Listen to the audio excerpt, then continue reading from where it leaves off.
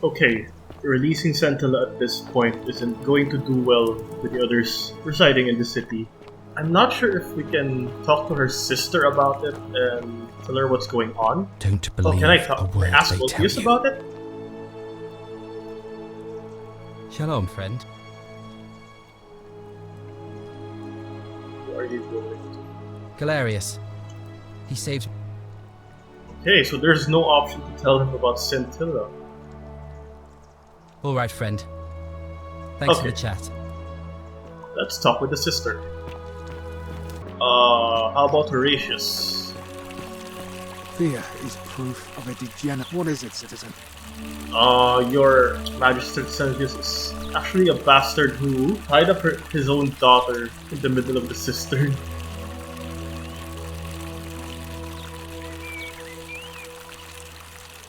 He's one of the better commanders I've ever had. That's for sure. Good stoic. No. Words. Treat your inferior as you would wish your superior. Liar! Can't ask for much more than that. All right.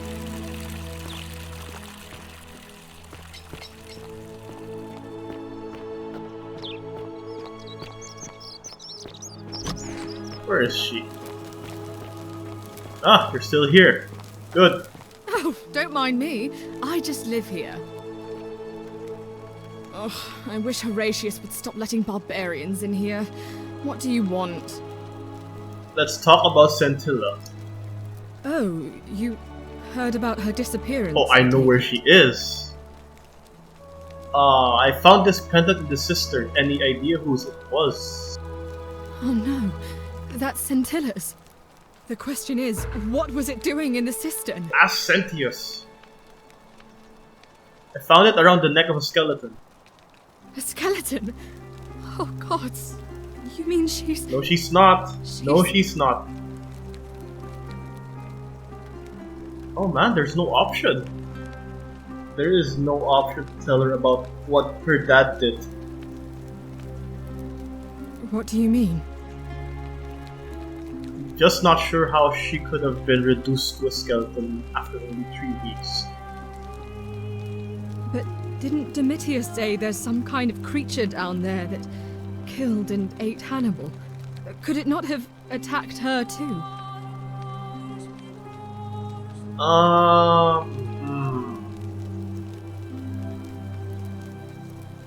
There's no option to tell her.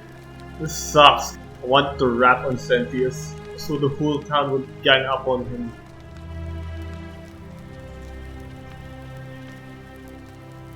Okay, I suppose that would explain it. That's it then. My little sister is dead. She just left her room one night, walked down into the cistern and died. No, I don't. That's not it. All this time, we've been searching for her, and she was already gone. I think it's best if this stays between us for now. I'll tell the others tomorrow, once election day is over. I'd like to be alone now, thank you. Okay, I just gave her distraught for no reason.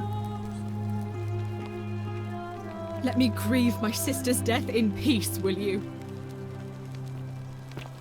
Okay, where is this asshole?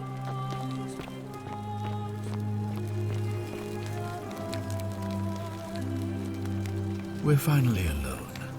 I assume you already know who I am. Yeah, you piece of May trash. I know your name? We have?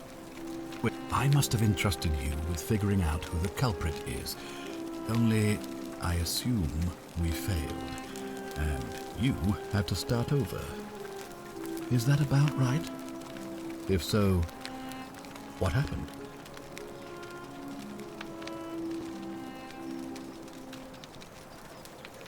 Seems rather brash, but all right.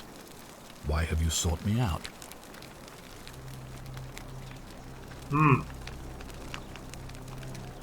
I don't think we can blackmail him, that's the case. What am I going to get with accusing him? He's either just going to deny it, or he's gonna laugh at me. Me? What What are you talking about? You're keeping her tied up in the cistern, you piece of crap. Oh. You know, you remind me of him. Who? Al Worth. The fellow who came through the portal before you. I knew it. It's actually the same conversation as last time. Come now. Surely you didn't think you were the only one here who remembered everything. You see, my connection to the portal somehow preserves my memories from one loop to the next. Whether that was Proserpina's intention or a happy accident, I'll never know. But I'm surprised you hadn't noticed. Here I was thinking you're a little bit sharper than Al was. Or perhaps you're just more willing to break the rules. He was a moralistic fellow, never once compromised on his principles. And because of that fatal flaw, he relived this day many thousands of times before we finally had this conversation. I watched him come through the portal each time, always a little older, a little more disheveled, a little more haunted. And when he finally saw the futility of it all, as you're about to, it broke him. He drank a jug of wine, tied a noose around his neck, and took his own life, just before he was shot with a golden arrow. The next time I awoke, you showed up, but you've caught up to where he was so quickly. I mean, you've lived through the day, what, 5 times? Wait, what? It was 4. Really impressive. And yet everything you've done has been in vain, because there's no escape. Except the path that Al took, the path he wrote about on his tablet. What was it? Ah, yes. Best to take your own life now. So, you discovered my secret. So what? What are you going to do about it? Yeah, I already know why he did it. You're a sick bastard. I couldn't care less what you think. Hand over to the key to the exit. And why would I agree to that? It's the right thing to do. Nope. If you don't hand it over, you might have a uprising. What's to stop you from taking it by force? If you don't hand it over, you might have an uprising in your hands. You might want to think that through. If anyone so much as touches me, everyone dies. What's to stop? Yes, he's gonna say the same thing. Fine, this isn't over. I certainly hope not. In fact, I want it to go on and on forever until you wither and die like Al did, and the gods send yet another useful idiot to extend my life for me. I will find a way to break the cycle, and you win it. What are you going to do? Beg the gods for help? They don't care about you, and neither do I. I'm gonna put some dirt in your eye. Now, get out of my villa. I'm bored with you. Okay.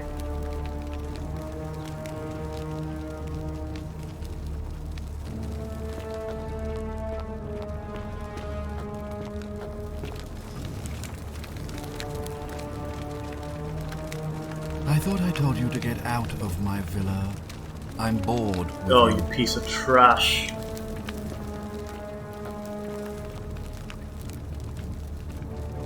Oh, you're gonna pay for that.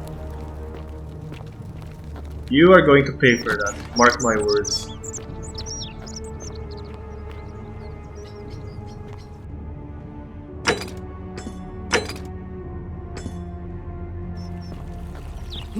Okay, so there is but one path right now, and that is to return all the plaques to the obelisk.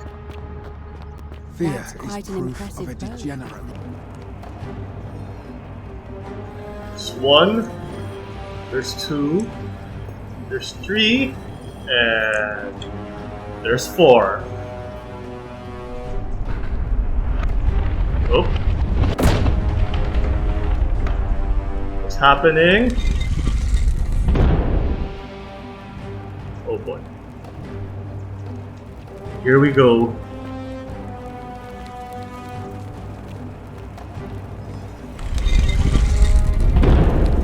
I have no idea what to expect.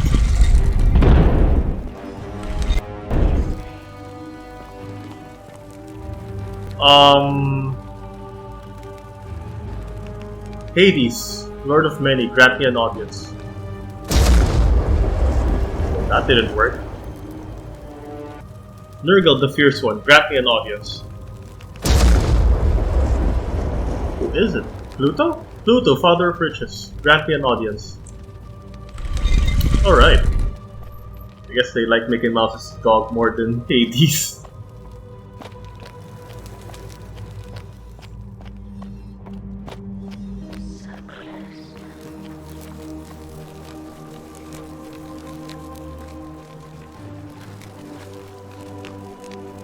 So if this was Pluto, Osiris, Lord of Silence, grant me an audience.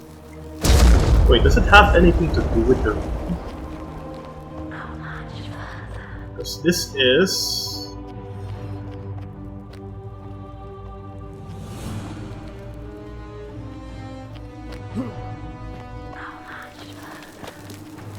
Okay, the room looks like it has a Greek theme in it, so Hades, Lord of Many, grant me an audience. Okay, so it does have something to do with the room. And this is probably going to be Osiris. Osiris, Lord of Silence, grant me an audience. Nice.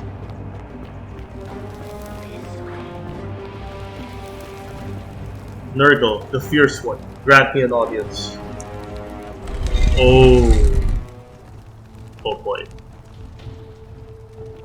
Wait, what? What?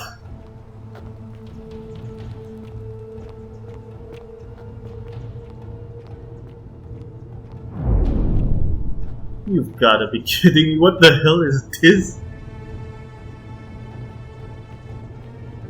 What?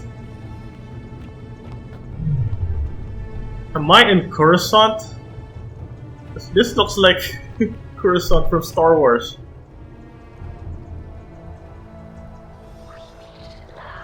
Palpatine, is that you? Why is that lady encased in a box? Oh.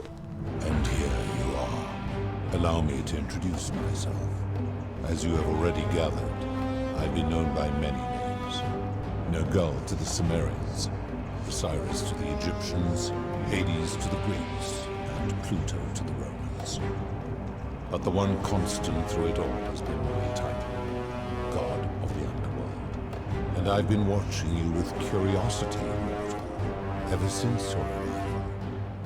You're unlike the others, aren't you? And what is more, you carry a weapon that was never intended for mortals to wield, and you do it so...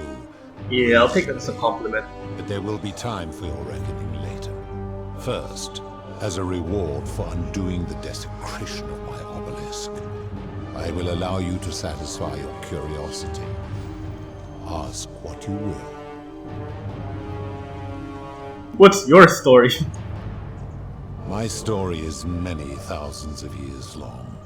You will need to be more specific. What do you wish to know? Why do you look and sound like a man? My kin and I all adopted this form long ago, so that we might better understand and communicate with your kind. In time, we grew fond of the sensory delights it affords. Desire, joy, ecstasy, even rage and sorrow, while an acquired taste can be addictive. Can I see your true form? That's kind of rude. No. Long ago I swore to Persephone that I would remain in this form for as long as we remained among your kind. That's fair. I must honor that.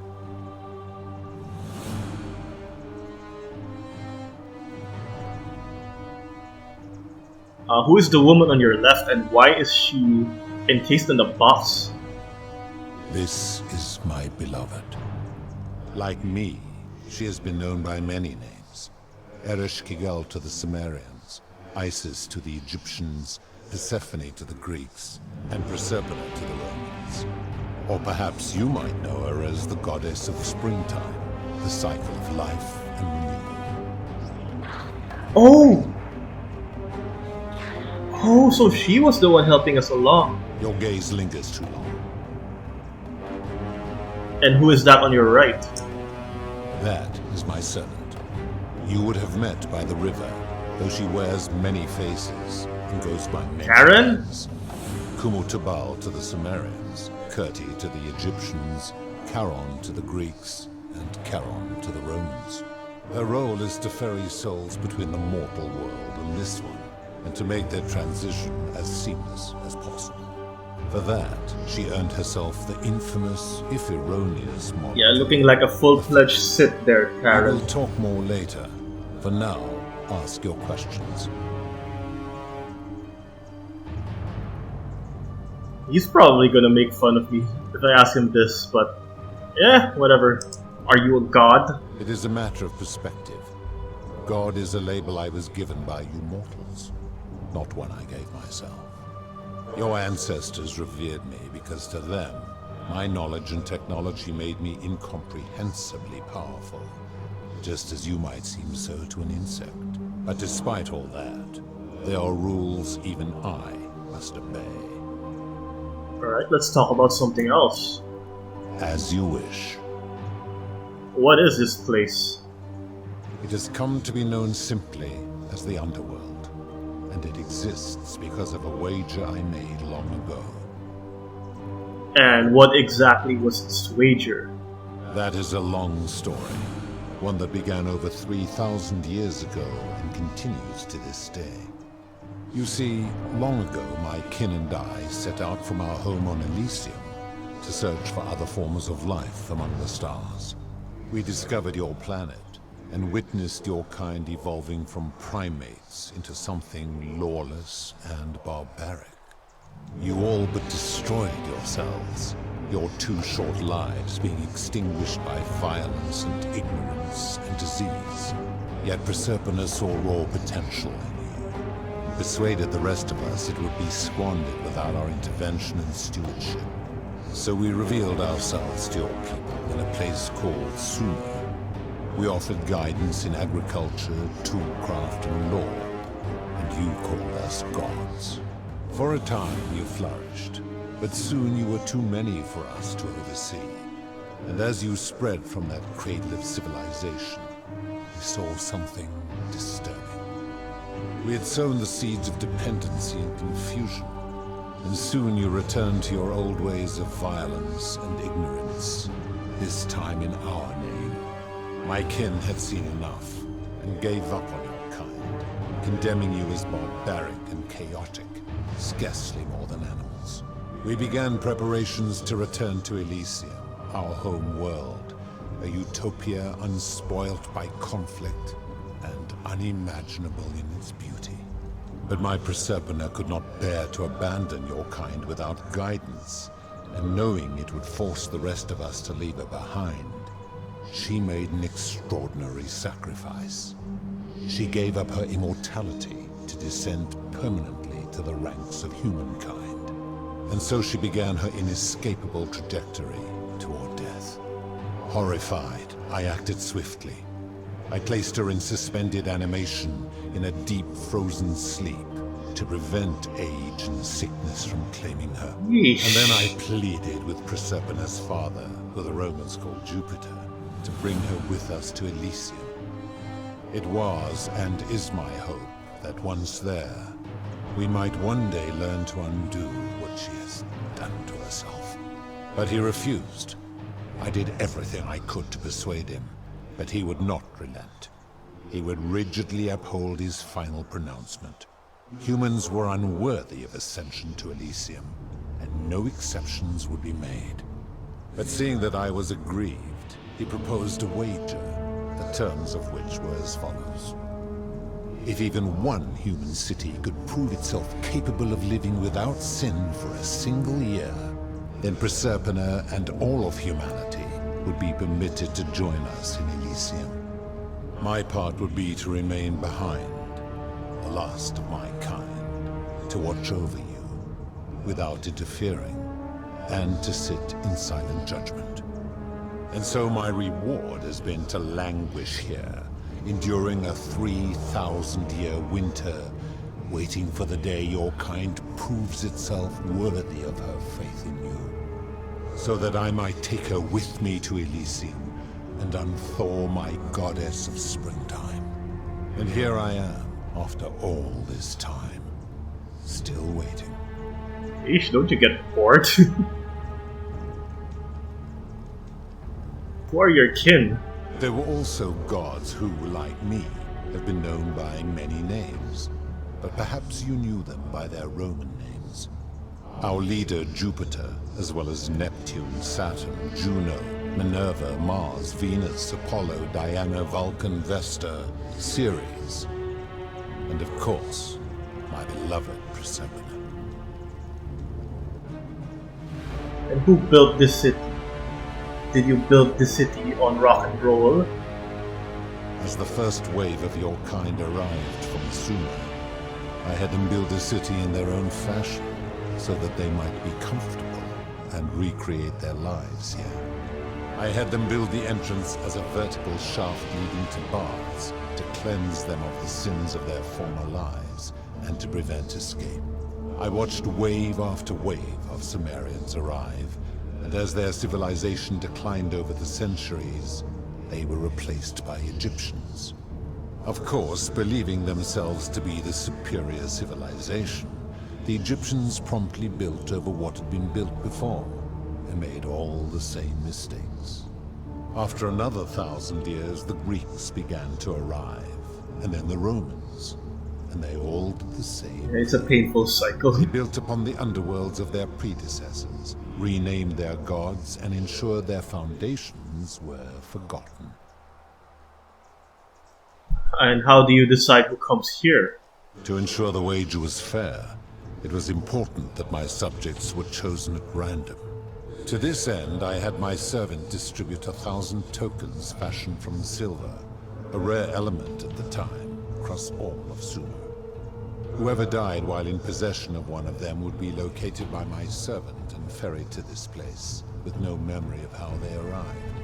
As the tokens were discovered, they were traded, smelted, and fashioned into trinkets, and eventually coins, spreading to Egypt like seeds on the wind. Later, when they spread to Greece, they would come to be known as Charon's obol, or as coins for the ferryman. Some placed coins in the mouths of their dead, hoping they would awaken here, though they had no way of knowing which coins were fashioned from the original tokens. In fact, almost all of the tokens are accounted for, only 2 remain. And so after this wave destroys itself, as it is destined to do, your kind will have squandered the last of its potential to ascend beyond this rock. So I'm the last hope, apparently. Is along with it. And how did humans learn about the underworld? It is a regrettable story. One of the first men who came to this place was a king of Sumer, and a troublemaker. To be rid of him, I returned him to his people, on the condition that my servant erased his memories of this place. But the erasure did not take completely, and he told stories of this place as if describing memories of a dream. His tales were committed to writing, which came to be known as the Epic of Gilgamesh, and his words were twisted and distorted over generations. Later, the Egyptians would adapt Sumer's stories of the underworld, making them wildly intricate and labyrinthine.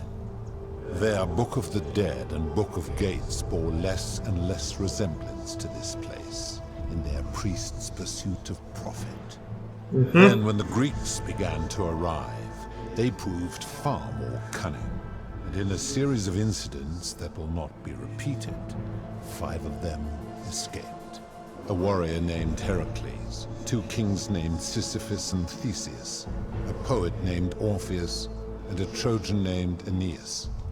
They each told embellished tales of this place, how to get here, and how to escape. And so from Sumer to Egypt, Greece to Rome, your kind has always told each other stories about this place, though each story contained only a seed of truth. Okay, let's talk about something else. Of course. And are you responsible for the Golden Rule? That is merely the name your people have given to it, but yes, it is my doing. Yeah, so why turn people into gold? That is a story dating back to the very first wave. After the Sumerians finished building their city, the self-declared ruler threw a banquet to celebrate. Now this man was unmarried, and many women were vying to become his wife, a prestigious position of power and influence in a new world. Of all the women, 2 were particularly ambitious. Both were beautiful. Both arrived at the banquet wearing eye-catching dresses and painted faces, their hair woven in elaborate fashion. The first woman, recognizing that she would require an advantage to win the ruler's affection, draped herself in jewelry, ornate necklaces, bracelets, and rings fashioned from gold. Seeing this ostentatious display, the second woman grew envious, for she had no such jewelry at her disposal. She prayed aloud to any gods that would listen to cover her in gold, and when her prayer went unanswered, she took matters into her own hands. While the others indulged at the banquet, the second woman summoned the first for a discussion in a quiet place. She checked that nobody was watching, and pushed her rival from the top of the ziggurat, where she broke her neck on the rocks below. But I was watching, and I decided to answer her prayer. I took the golden bow left behind by Diana, and I shot that woman in the heart, covering her from head to toe in a layer of molten gold. And I left her to stand there, that she might serve as a grim reminder of what befalls those who sin in my domain. But that was not enough, for the entire city was tainted by her sin, and the wager could no longer be won. So I had no choice but to wipe the slate clean. I gilded them all to make way for a new wave, and began the wager again. And to this day, each of them, and all who came after, line the halls of this city, inanimate. Ooh, that's torture, man. Suspended in time with only their sight and That's hearing torture. preserved, so they may bear witness to and lament the folly of your kind for eternity, as silent golden sentinels. So you're responsible for destroying all these lives. I give your kind a second chance at life, as well as ample warning about my law. And when you disobey, and you always disobey, you force my hand, bringing terrible suffering upon yourselves. Well, and so you ask if I am the one destroying your lives. And I say, no, you destroy yourselves. I am merely the means by which you do it. so what exactly is considered a sin? I've always considered that the cornerstone of morality is the ability to determine right from wrong on one's own. No attempt to lay out rules like your Code of Hammurabi or your 12 Tables of the Roman Republic can ever cover all possible scenarios. This should come as no surprise to you, since the core principle has been expressed in many forms by many of your civilizations. The Egyptians made a rudimentary attempt with do to the doer to make him do. The Greeks refined it with avoid doing what you would blame others for doing. The Roman Stoics added, treat your inferior as you would wish your superior to treat you. Even the so-called cultists hiding among you often say, do unto others as you would have them do unto you. It is the simplest of concepts, and each one of you is born with the faculties required to apply it to any situation. Yet none of the peoples who expressed this rule were able to uphold it. Curious, is it not? Principle is not as easy to apply as it sounds. It doesn't seem like you've been upholding it either. Yeah, actually. Enough. You clearly know nothing. Uh-huh. So you say. And how do you know when people sin, you pervert? I'm able to commune with all of the statues in the city. Their ears are my ears, and their eyes are my eyes. Perv? Is Proserpina connected to the statues in the same way? If she was still conscious, I suppose she could, but she's not. Why do you ask? Right. No reason. Then what an odd question. Where did these golden bulls come from?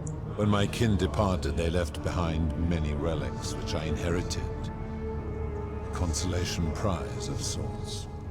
The golden bow originally belonged to one of my kin, who the Romans called Diana.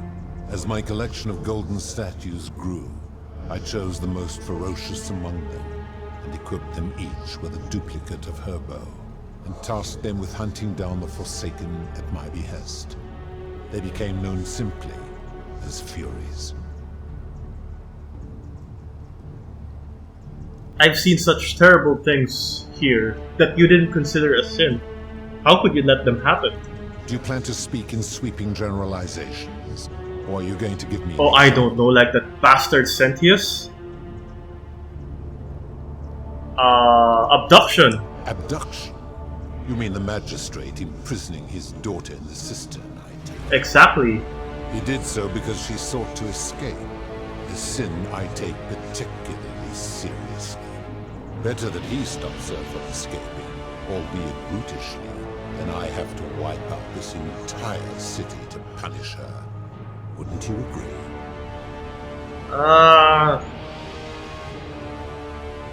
I don't... I disagree with that. Supposing you're right, then my law has been broken, and I should turn you all to gold immediately. Is that what you want? Oh, that's unfair. No, of course not. Never mind. Now tell me, what other sins do you believe I have overlooked? Experiment on golden statues. The midwife and the palace, yes. How is that inconsistent with the rule? She wouldn't want to be experimented upon if she was gilded. The rule is do unto others, meaning other people. Those statues are something else now. Bloodless shadows, mere shapes of their former selves. They are forsaken. What happens to them is no concern of mine. You're kind of a douche. That seems like an extremely literal interpretation of the rule. Applying this rule always requires us to interpret the meaning of the words. A literal interpretation helps to minimize the ambiguities of your primitive language.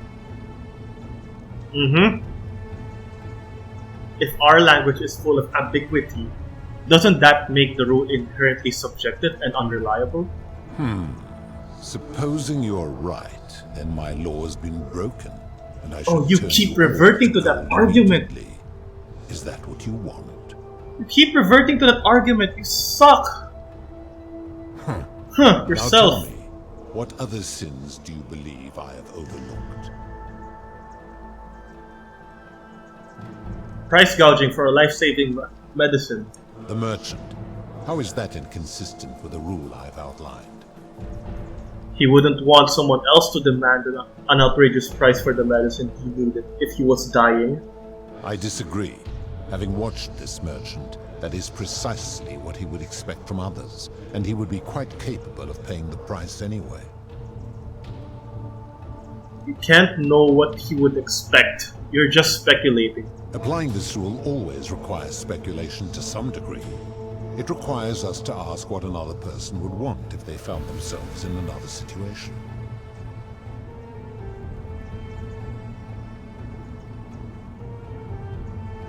if I ask him this one, he's gonna revert back to his old argument again. Fair enough. Now tell me, what other sins do you believe I have overlooked? Debt bondage. You speak of the moneylender. How is that inconsistent with the rule? He wouldn't want to be trapped in a 30-year labor contract because of a loan. And he would never have signed a contract pledging his labor for 30 years. All he did was enforce the terms of a contract signed voluntarily by others. The whole concept of debt bondage, like slavery, is unethical. It's illegal under international law where I'm from.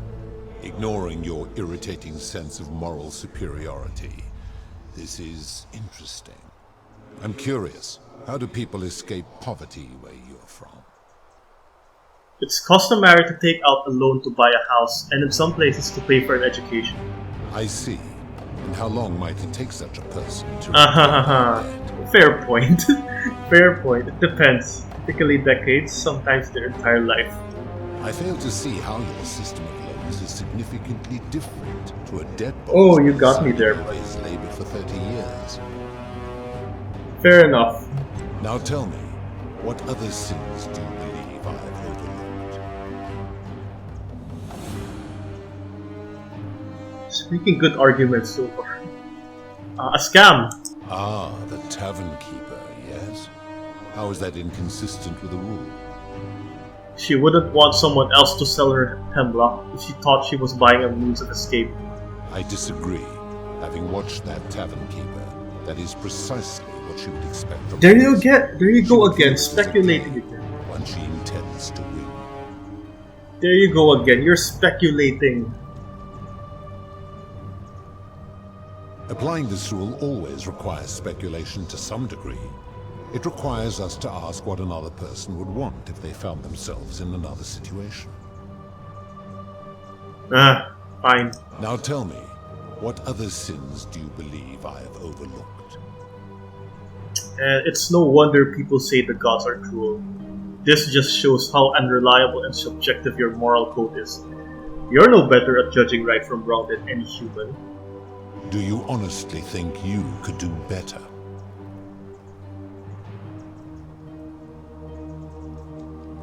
No, but that's my point. Nobody's grasp of right and wrong is so perfect. They can be trusted with all this power. You've become a tyrant. I should strike you down for that. And if you did, you'd be proving my point. Enough talk, I'm going to end this. Draw the golden bow. Enough talk, I'm going to end this. Draw the wooden bow. Oh, you should be shivering now, god of the underworld. I have a fucking wooden bow, and I'm not afraid to use it. I'm curious, but okay, I can't make a quick save, so... And if you did, you'd be proving my point. Now, did you have any other questions before your reckoning? Let's talk about something else. Very well. Yeah, that's all the questions I had. Good. Then now it is time for your reckoning. Oh no, I should have picked the wooden bow. It seems something is wrong. It has long been within my power to see into the hearts of mortals and weigh their deeds in life. But when I peer into you, I see only a blank slate, as if you did not exist until you appeared in this city. How is this possible? Charon, where did you find this one?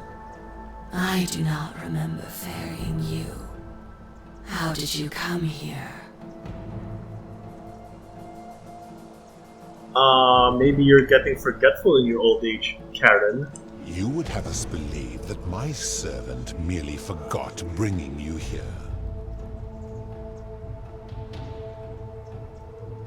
Should I tell him?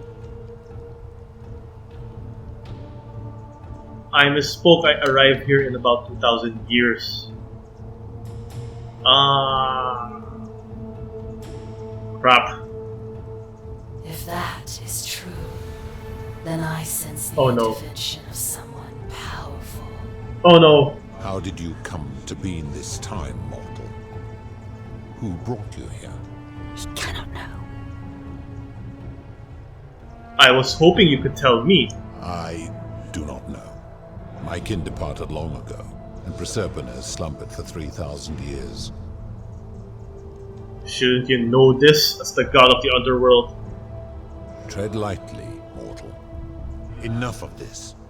It seems I will need to put your reckoning on hold for now.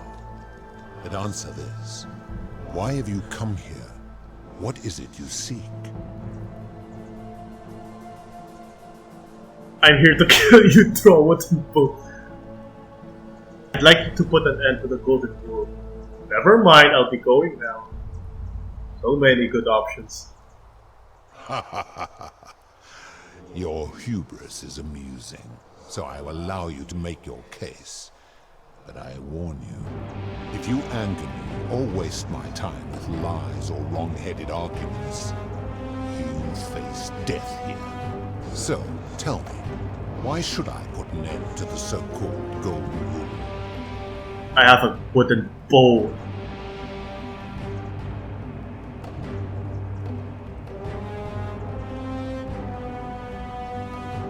How can you expect us to live without sin if you can't do it yourself?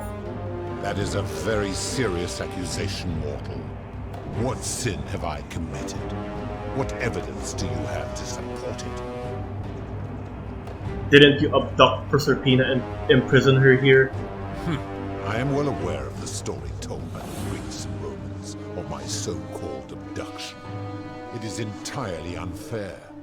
My love was dying, and I intervened the only way I could to save her life. What would you have done? I don't know. Kinda made a choice, didn't she?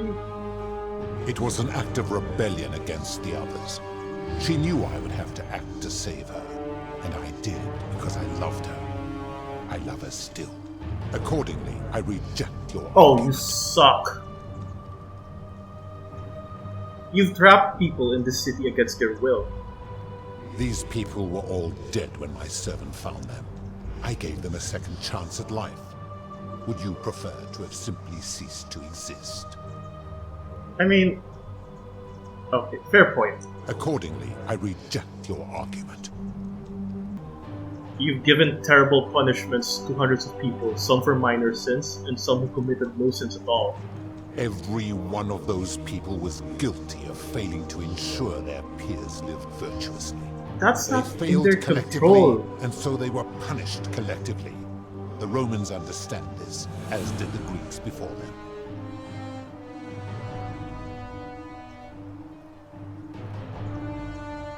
If our positions were reversed, you wouldn't want me to punish you for the sins of other people. Ah, but I am a god, and you are a mortal. Why would you expect me to treat you as I treat my own kind? You are not a peer. You are not a respected equal.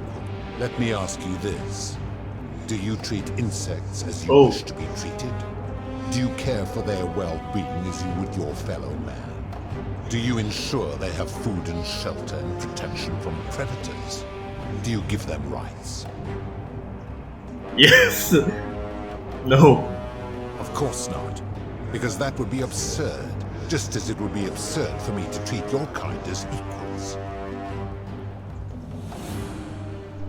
Your kind and mine can't be so different, given that you're in love with one of us. My love for her does not mean I am not superior, now that she is mortal. That sounds arrogant. Perhaps you're not as different from humans as you think. Bah! For a moment I thought you might have been building to a point. But I see now you are just a hubristic little creature. The Golden Rule is corrupting the city and ensuring you'll never win the wager. How so? And be specific.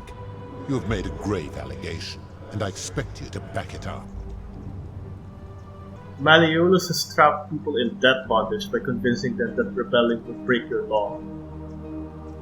His cruelty does seem to grow greater by the day. Theseus is price gouging for life-saving medicine because he knows nobody can take it by force. True. I have witnessed him doing that. Rufus has become so paranoid that he's jumping at shadows like Virgil's sexuality. He is a volatile and confused fellow, that one. Aurelia is exploiting people's desperation to escape by selling them hemlock. I admit, I have grown disturbed watching them. If you're right, my involvement has corrupted the very thing I sought to observe impartially. But if I were to accept that, are you telling me these humans could coexist peacefully, without theft or violence, without my law?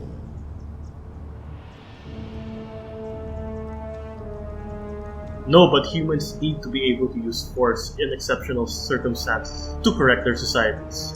How so? We use violence to discourage bad behavior, to neutralize criminals, and overthrow tyrants. And how is that working for you?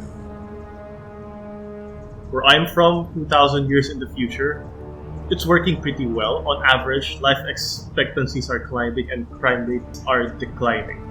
So you say, and yet your world is still imperfect. Our world will always be imperfect, but the kind of force required to create a utopia will inevitably result in tyranny. You have spoken eloquently, and yet, if what you say is true, it follows that my wager was fatally flawed from the beginning. But that would mean Jupiter, Proserpina's father, who knew more about you than anyone, proposed a wager I could never win. Why would he do that? Perhaps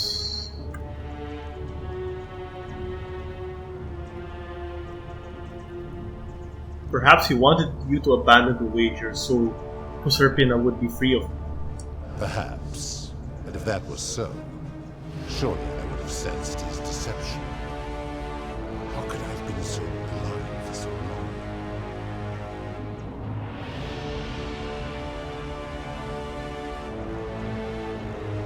I think this is... Perhaps you were blinded by your love for Proserpina. It's very human. Your words sting me, mortal. Perhaps it is what I deserve. As difficult as this is to admit, I have suspected as much for a long time now. And I cannot deny it any longer. I've been so fixated on taking my beloved to Elysium that every time one of you sinned, it wore away my hope of being with her again. In time, I began to despise your kind for making her believe that you could ever be better than you are. But my rage was not born of malice. Quite the opposite. Everything I have done, I did because I loved her. Who knew this empathy of yours, which you celebrate so much, could have such a dark I know, underside? right? This has gone on too long. It is time for me to let go of this form, of her, of all of you. But know this, if I abandon the wager and leave for Elysium, neither she nor your kind may ever ascend. Why can't we go to Elysium? Because doing so would violate the rules of my sacred agreement with Jupiter, and you would receive a hostile reception. The best I can do is return you to the land of the living. I will have Charon make arrangements to ferry the others. But as for you, be aware you will be separated from the rest. Wait, why? Once this exodus begins, the events that brought you to this moment will never have taken place, and you will have created a paradox. What will become of you is difficult to predict, but that is the risk you have taken by interfering in the natural flow of time. Now, are you ready? Yeah, I'm ready. Farewell, mortal.